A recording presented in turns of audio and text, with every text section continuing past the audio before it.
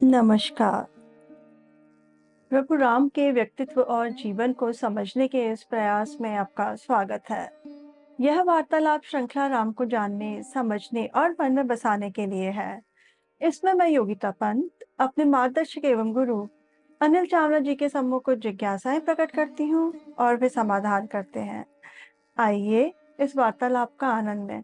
अनिल जी, बहुत बहुत स्वागत है आपका। नमस्कार।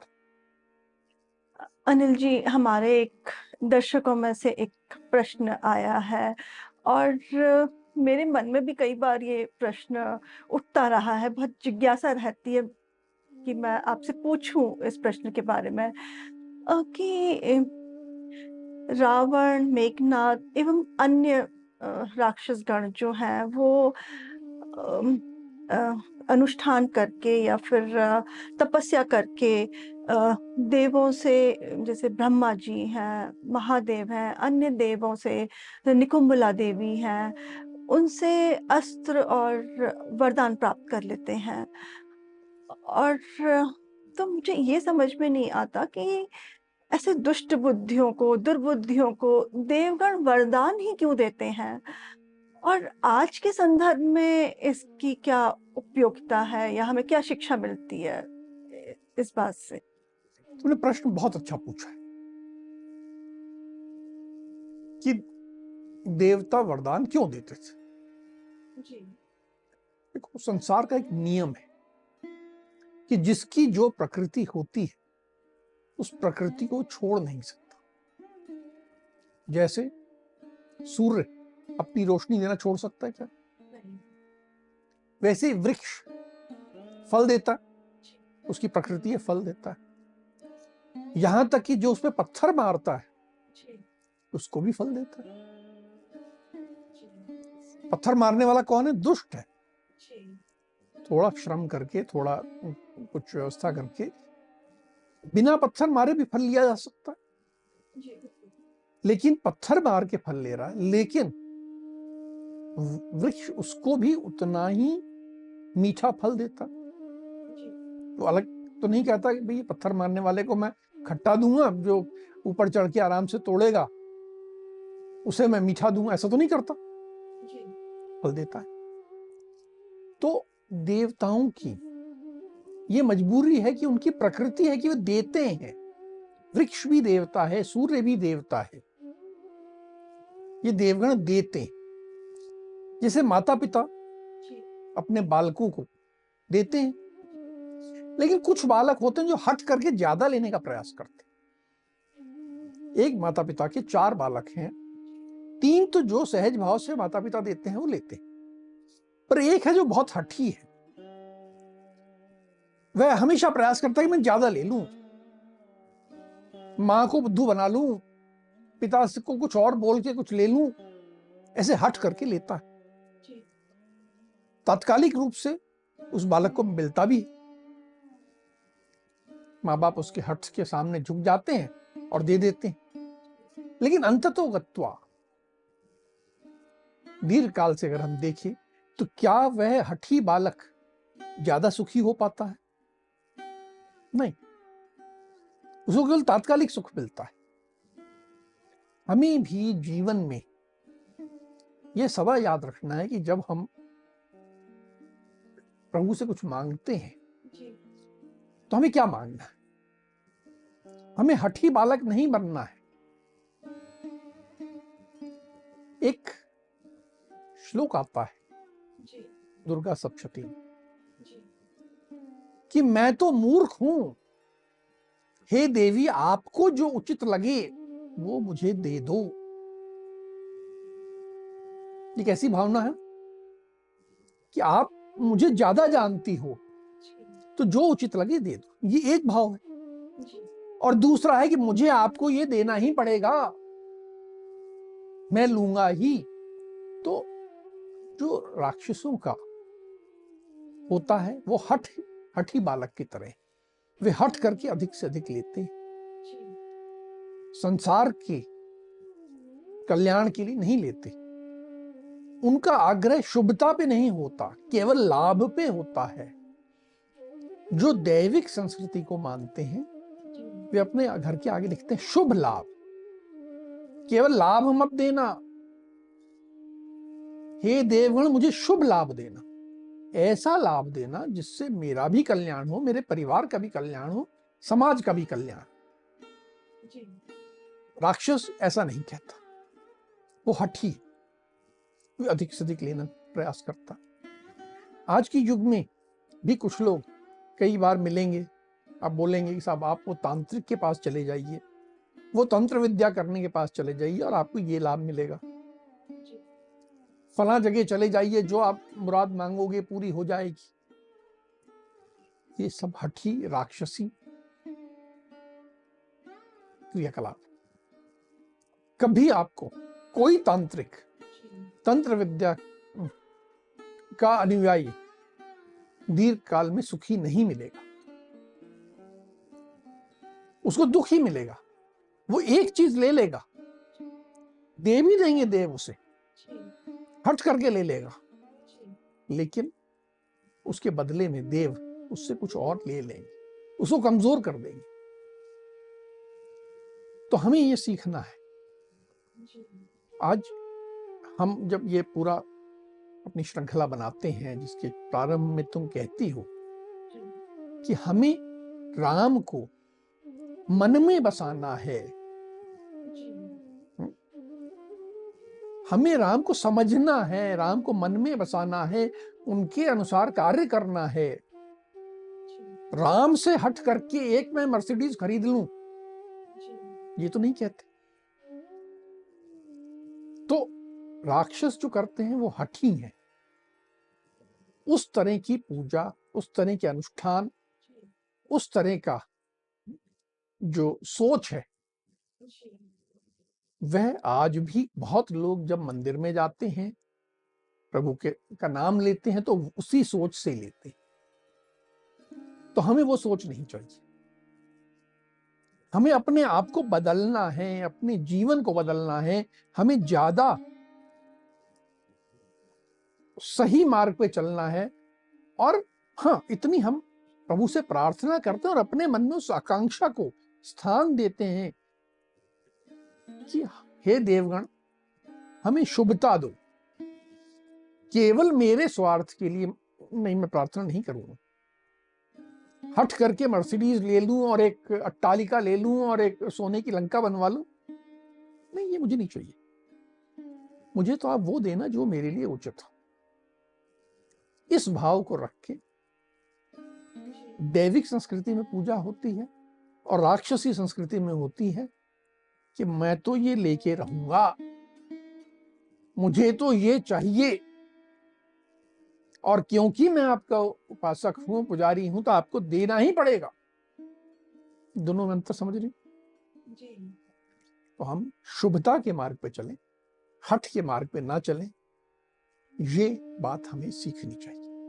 जी, ईश्वर से यही प्रार्थना करते हैं कि वो हमारा मार्गदर्शन करें। अब हम अपने राम कथा की ओर चलते हैं। पिछली बार आपने बताया था कि इंद्रजीत, जिसे मेघनाद भी कहते हैं, उसका वध हो गया था। उसके पश्चात क्या हुआ? शुद्ध स्थल में जैसे ही मेघनाद का वध हुआ, तो राक्षसों में एकदम निराशा छा गई। उनका जो युवराज था, जिसके बारे में ये कहा जाता कि उस जीवन में उसने कभी पराजय देखी ही नहीं है, उसकी केवल पराजय नहीं हुई थी, उसका वध हो गया था, उसका सिर धूल में पड़ा था।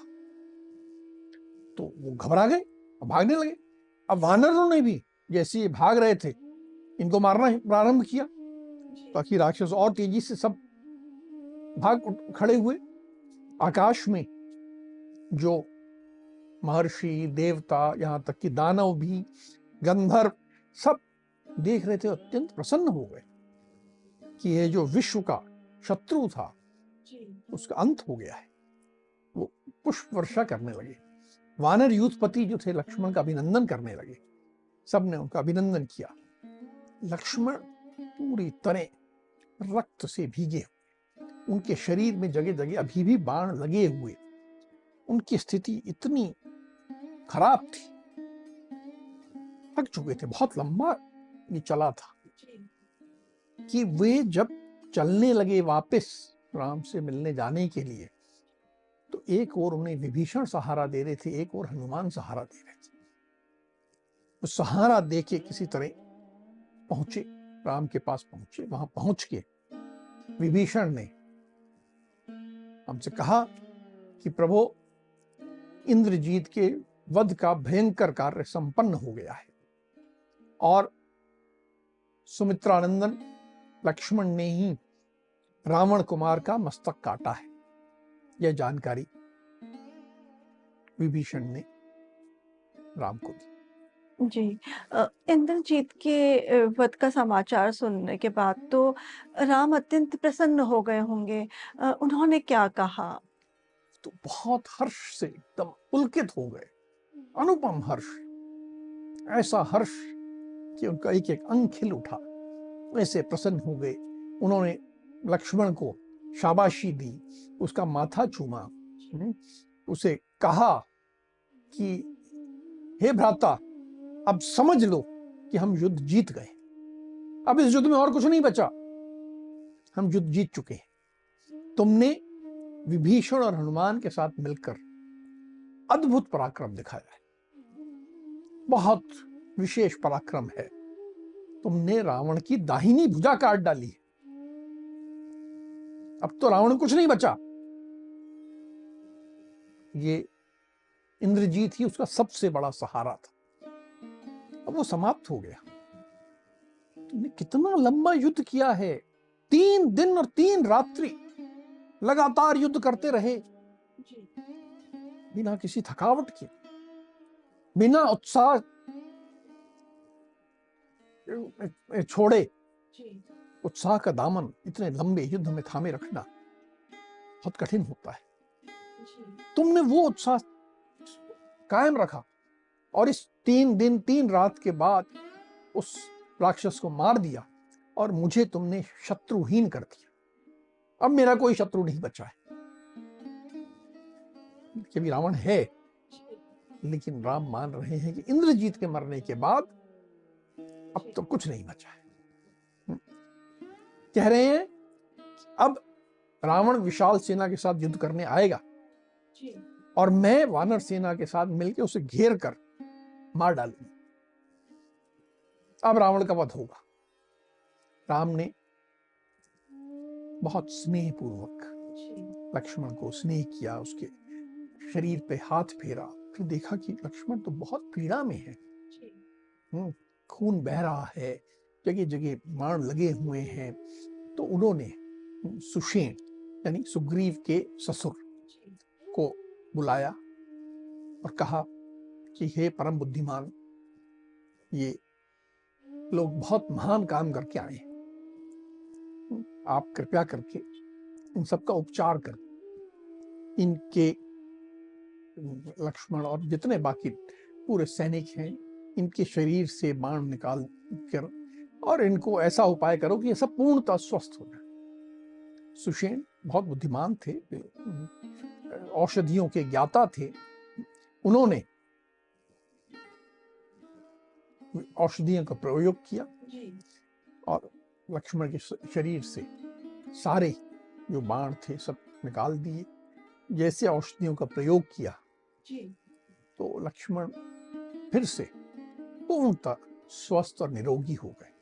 और जब पूर्णतः स्वस्थ और निरोगी हो गए, उनमें शक्ति वापस आ गई, तो एकदम वो भी प्रसन्न हो गए। उनका जो युद्ध की थकान थी वो भी समाप्त हो गई। जी। अब दूसरी ओर रावण को जब अपने पुत्र की मृत्यु का समाचार मिला, तो उसकी प्रतिक्रिया कैसी थी? अरे वहां तो बिल्कुल बहुत अलग प्रतिक्रिया, बहुत ज्यादा दुख। पहले तो रावण के मंत्रियों को विश्वास ही नहीं हुआ कि मेघनाद, जिसने इंद्र को भी हराया था, वो ऐसा मारा गया कि उसका मस्तक काट के फेंक दिया गया है। नहीं, ये नहीं हो सकता। और डर रहे थे कि जाके कैसे महाराज को बताएं कि ऐसा हो गया। तो पहले गए, सुनिश्चित किया कि हाँ समाचार सही है, फिर आए और रावण को बताया कि आपका पुत्र जिसने देवराज इंद्र को भी हराया था, जिसकी कभी पराजय नहीं हुई थी, वह शौर्य संपन्न लक्ष्मण के साथ युद्ध करते हुए अपने बाणों से लक्ष्मण को पूर्णतः तृप्त करके अन्य लोकों में चला गया है। तो ये कितने ढंग से, पूर्ण सम्मान से इन्होंने सूचना दी। अब सूचना पाकर रावण तो एकदम मूर्छित हो गया। उसको इतना शोक हुआ, इतने अपने आप पे आत्मग्लानि हुई, वो गिर गया, अचेत हो गया। बहुत देर तक वैसे पड़ा रहा। बहुत देर बाद जब होश आया तो शोक से बहुत व्याकुल हो रहा था। उसकी सारी इंद्रियां अकुला रही थी, उसका सारा शरीर ऐंठ रहा था, इतना शोक था उसको। विलाप करने लगा, अनर्गल बातें बोलने लगा, सब बातें उसे याद आने लगी। इंद्रजीत की एक एक बात याद आ रही थी, बोलता जा रहा था। विभीषण को भी याद कर रहा था कि उसने ऐसा कहा था, सारी बातें याद आ रही थी उसको। विलाप करते करते उसको कहने लगा कि मेरा पुत्र मारा गया, और अफसोस ये है, हाय, कि राम, लक्ष्मण और सुग्रीव अभी जिंदा हैं। अब शोक के साथ साथ उसका क्रोध बढ़ने लगा, और क्रोध उसका ऐसा बढ़ रहा था कि उसका पूरा चेहरा तमतमाने लगा। ऐसा लग रहा था उसके मुंह से जो धुआं युक्त अग्नि होती है, आग होती है, वो निकल रही है। ऐसा वो क्रोध में तमतमा रहा है। शोक भी है, आंख से आंसू भी बह रहे हैं, और क्रोध भी है। फिर उसने को विचार आया। उसने कहा, मेरे पराक्रमी पुत्र ने केवल वानरों को चकमा देने के लिए माया का सहारा लेकर एक आकृति को सीता कहकर दिखाया था, और उस सीता को झूठ मूठ उसका वध किया था। आज मैं उस झूठ को सत्य कर दूंगा। ये सब जो युद्ध हो रहा है, इसके मूल में तो सीता है। आज मैं उस अधम राम में अनुराग रखने वाली सीता का नाश कर दूंगा, उसका वध कर दूंगा। इस तरह का है उसका। तो क्या फिर रावण ने सीता का वध किया? अब जैसे ये विचार आया उसके मन में, उसने अपने म्यान से तलवार निकाली और वध करने के लिए चल पड़ा कि मैं अब उसका वध करने जा रहा हूं। सभागार में उसकी पत्नियां थी, उसके मंत्री थे, सब उसके पीछे पीछे चल रहे हैं। रावण जा रहा है कि करने। और कैसा होता है, आज भी होता है कि जब जो नेता होता है, कुछ करता है, तो उसके मंत्री जो है ताली बजाते हैं, उसकी तारीफ करते हैं। अब अधिकतर मंत्री तो वाह वाह कर रहे हैं, सिंहनाद कर रहे हैं, जैसे कि बहुत बहादुरी का काम करने जा रहा है सीता का वध करते हुए। भारी शोर मचा रहे हैं कि आप जय जयकार कर रहे हैं कि रावण जो है एक बड़ा काम करने जा रहा है। एक दूसरे का आलिंगन कर रहे हैं और बोल रहे हैं, आज तो देखिए ये ऐसा कर देंगे कि राम और लक्ष्मण व्यथित हो जाएंगे, दुखी हो जाएंगे, ये तो कमाल कर देंगे। ये तो ऐसा कुछ भी विचार लेके आते हैं कि इनका तो कोई मुकाबला ही नहीं है। आज भी आपने देखा होगा कि कई बार नेता को लेके उसके चमचे जो होते हैं ऐसे करते हैं। तो इस तरह करते हुए ये जा रहे हैं। सीता ने देखा कि हाथ में तलवार, खुली तलवार लिए हुए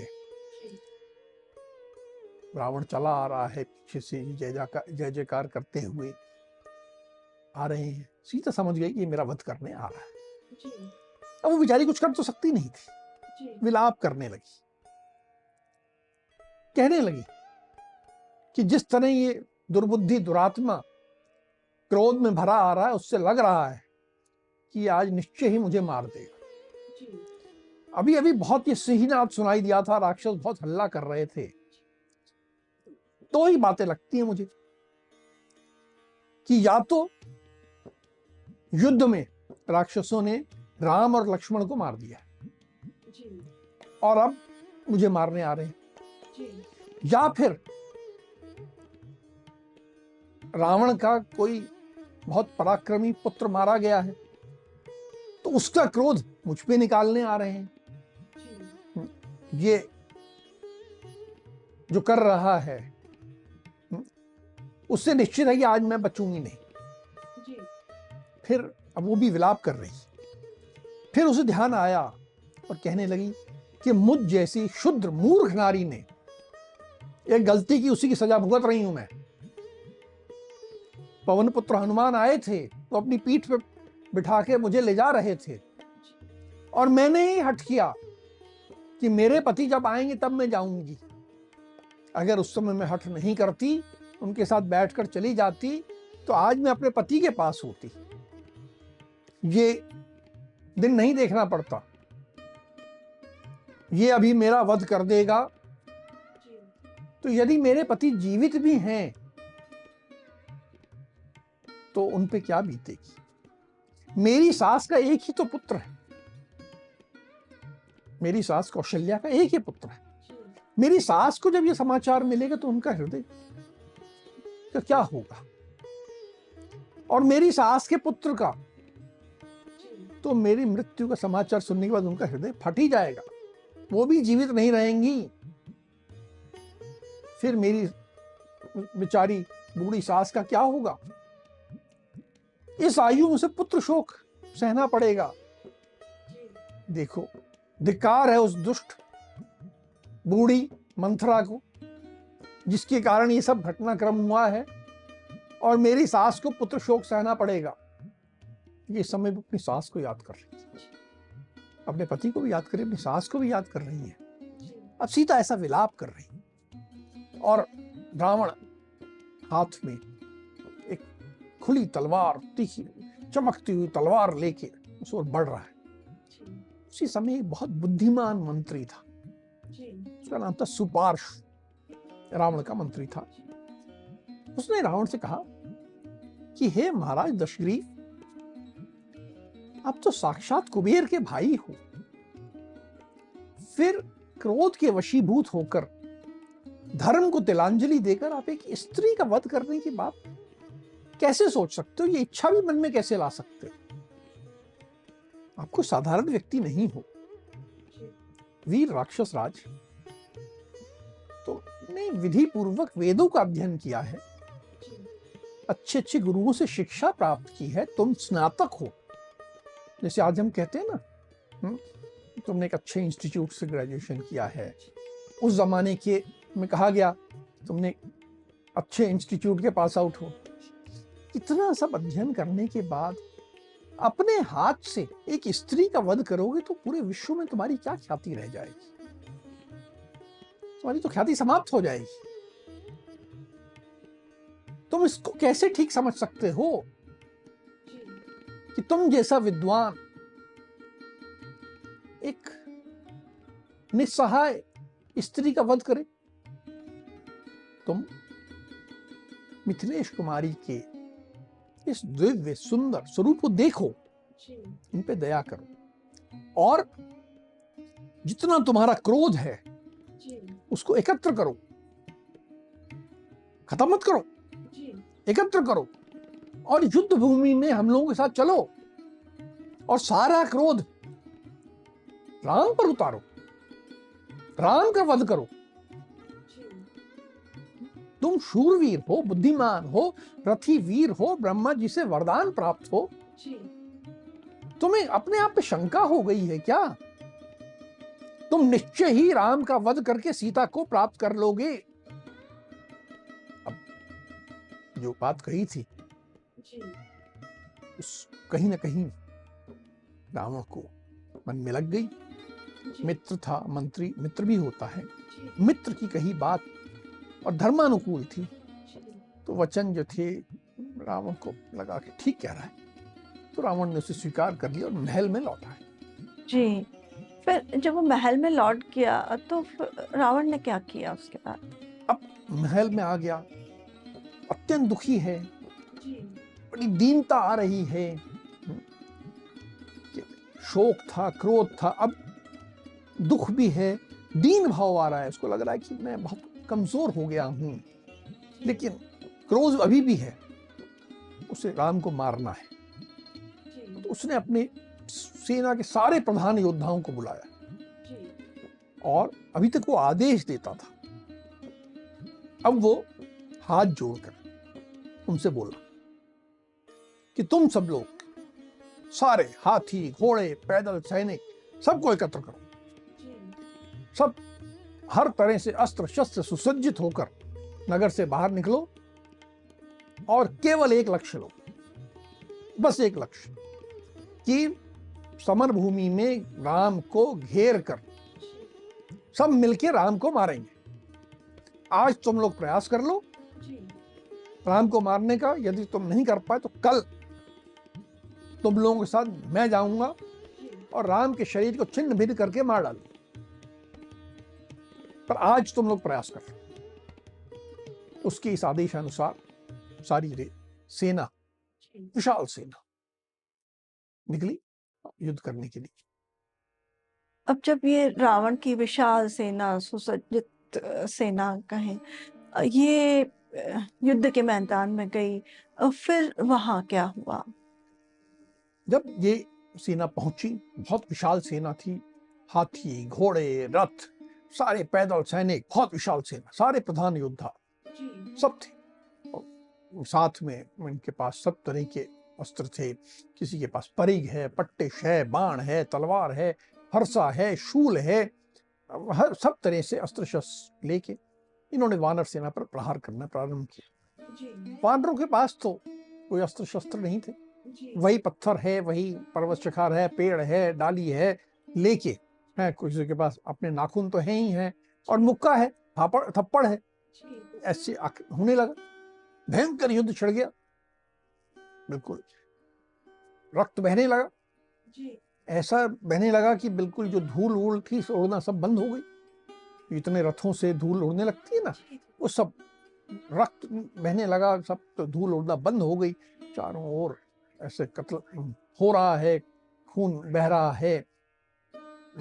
वानरों ने भी बहुत बहादुरी से लड़ाई की, पर धीरे धीरे करके ऐसे लगने लगा कि राक्षस जो है भारी संहार कर रहे हैं, राक्षस भारी पड़ रहे हैं। जब ऐसी स्थिति आई तो ये सारे वानर दौड़ के राम की शरण में गए। इन्होंने कहा कि भाई ऐसा हो रहा है, हम पे भारी पड़ रहा है, पर एक बात और कही कि ये सब राक्षस कह रहे हैं कि तो हट जाओ, हम तो राम को मारने आए हैं, इनका एकमात्र लक्ष्य आपको मारना है, ये आपको मारने आए हैं, तो आप बताइए क्या करना। अब जब वानर सेना राम की शरण में गई तो राम ने क्या किया फिर?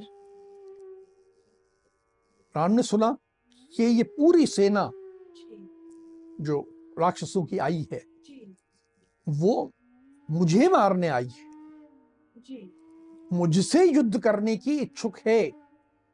तो उन्होंने पूरी वानर सेना को कहा कि तुम लोग सब यहां से हट जाओ। पूरी वानर सेना, जितने उनके योद्धा थे, प्रमुख योद्धा थे, सबको हटा दिया और राम ने स्वयं युद्ध करने का निर्णय लिया, हाथ में धनुष लिया और अकेले युद्ध करने लगे। अब इतनी विशाल सेना और राम अकेले युद्ध कर रहे हैं। पूरी वानर सेना, सारे वीर, चाहे हनुमान हो, चाहे जामवान हो, चाहे अंगद हो, सबको एक तरफ लगता, आप लोग दूर चले जाओ, मैं अकेला युद्ध करूंगा आज। और उन्होंने आक्रमण प्रारंभ किया, उस पूरी सेना पर चारों ओर से आक्रमण करने लगे। राम ने एक ऐसा प्रलयंकारी रौद्र रूप धारण कर लिया कि उस पूरी सेना पर राम भारी पड़े। उन्होंने अनेक दिव्यास्त्रों का भी प्रयोग किया, लेकिन एक जो प्रमुख उन्होंने दिव्यास्त्र का प्रयोग किया वो था गंधर्वास्त्र। इससे पूरी राक्षस सेना वो मोह में पड़ गई, कंफ्यूजन में पड़ गई, भ्रम में पड़ गई। उन्हें समझ नहीं आ रहा था कि किधर से आक्रमण हो रहा है। उन्हें राम या तो दिखते ही नहीं थे और कहीं 2 राम दिखने लगते थे, कहीं 4 राम दिखने लगते थे, कहीं 1000 रूप दिखने लगते थे राम। और राम दिखते एक ओर थे और बाण दूसरी ओर से आते थे। ऐसे वो मोह में, भ्रम की स्थिति में पड़ गए कि वो लड़ ही नहीं पा रहे थे। और राम ने जो उस समय संहार प्रारंभ किया तो विशाल के विशाल रथ, उनकी धज्जियां उड़ गई, हाथी लड़खड़ा कर गिरने लगे, घोड़े धूल में बिल्कुल मटिया मेट हो गए, गिर गए, उनके समाप्त हो गए। ऐसे जैसे बिल्कुल ऐसा था जैसे एक बड़ा तूफान आता है तो पूरे एक नगर को समाप्त कर देता, पर तूफान दिखता नहीं है कि तूफान कहाँ है। बस राम वैसा कर रहे थे। पूरी वो विशाल सेना वैसी ही थी। तूफान में जैसे बड़े बड़े वृक्ष गिर जाते हैं, तो तूफान कहाँ है वो तो नहीं दिखता ना, बिल्कुल वैसे ही राम का आक्रमण था। मात्र 1.5 घंटे में, मात्र 1.5 घंटा, समझ लीजिए 1.5 पौने 2 घंटे का समय लगा होगा, जिसमें राम ने अकेले 10,000 वेगशाली रथों, 18,000 महाबलवान हाथियों, 14,000 सुप्रशिक्षित घुड़सवारों और घोड़ों और पूरे 2 लाख पैदल सैनिकों का संहार कर दिया। इतनी बड़ी सेना मात्र 1.5 पौने 2 घंटों में बिल्कुल लाशों में परिवर्तित हो गई। चाहे घुड़सवार हों, चाहे घोड़े हों, चाहे रथी हों, पैदल सैनिक हों, सब लाशें लाशें, सब और लाशें लाशें बच गई। कुछ बहुत मुट्ठी भर राक्षस वो भग सके और भाग के वो लंकापुरी गए और वहां वर्णन बताया। वहां जो लाशें फैली हुई थी, ऐसा लग रहा था कि साक्षात रुद्र, जिसे महाकाल कहते हैं या महादेव कहते हैं, वो साक्षात वहां आए थे और उन्होंने क्रीड़ा दिखा दी थी, सब संहार कर दिया था। उस विशाल संहार को देख के आकाश से देवता, गंधर्व, सिद्ध, महर्षि सब राम के इस अद्वितीय कर्म को देख के आश्चर्यचकित रह गए और उसकी प्रशंसा करने लगे। जी अनिल जी, इतना बड़ा संहार था। तो जब ये इस सूचना लंका में आम जनों को पहुंची होगी तो बहुत ही हाहाकार मच गया होगा।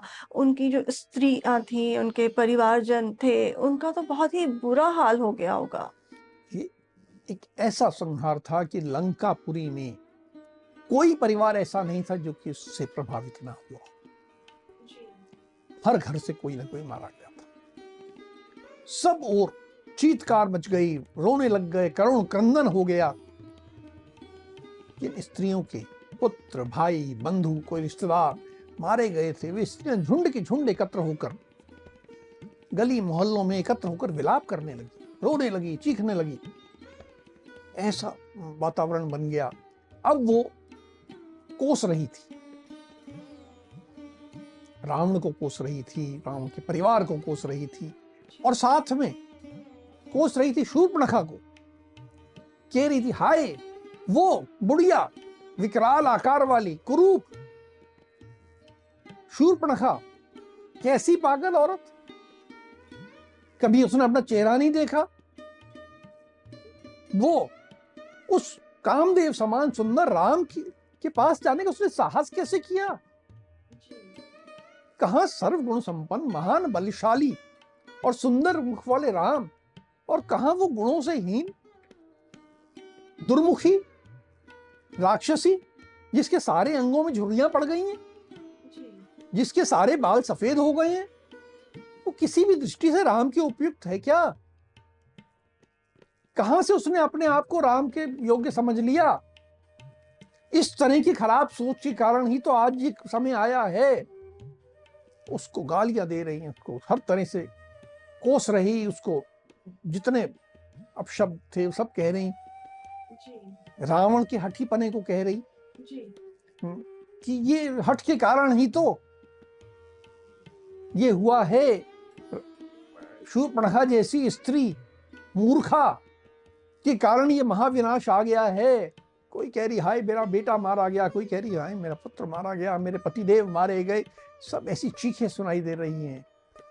सब कह रही हैं कि आज का जो संहार है, ऐसा लगता है कि स्वयं साक्षात भगवान रुद्र या विष्णु या हो सकता है तो स्वयं यमराज आ गए हों और राम का रूप धारण करके उन्होंने ऐसा संहार किया हो।